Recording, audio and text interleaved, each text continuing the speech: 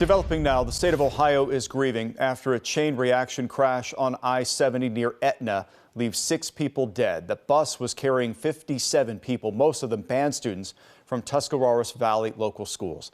The National Transportation Safety Board is in Columbus to find out how the crash happened. First responders were called around 8:15 Tuesday morning for a mass casualty event.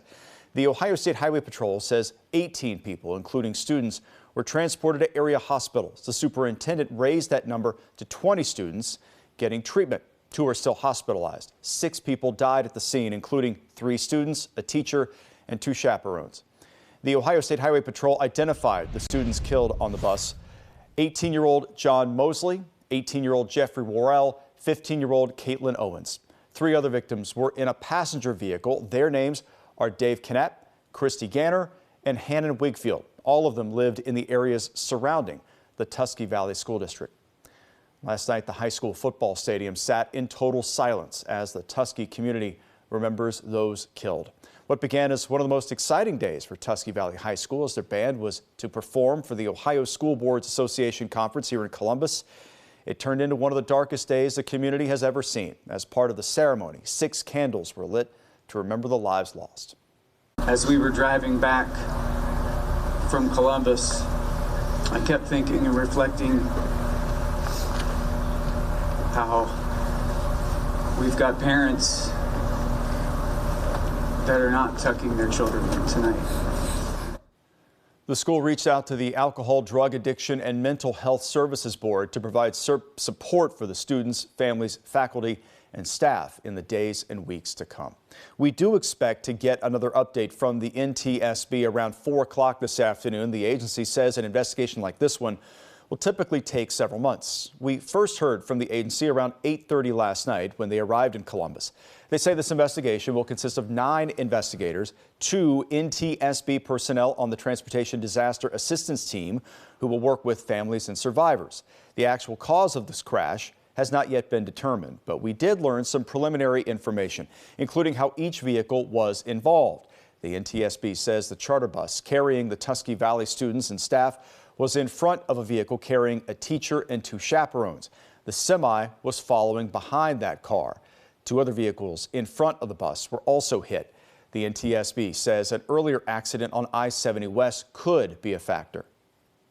What we're doing on scene is collecting the perishable evidence. We're looking for cameras that may have been in motor vehicles or the motor coach. We'll want to look at, determine what the sequence of the event was. All lanes on I-70 are now reopened.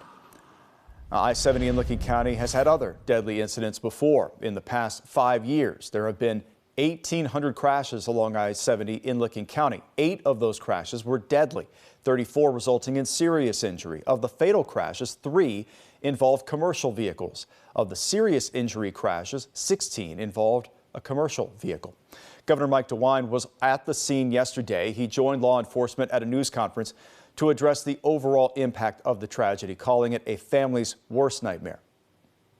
When we have a bus full of children involved in a crash, and certainly is the worst nightmare that families can endure or a school can endure.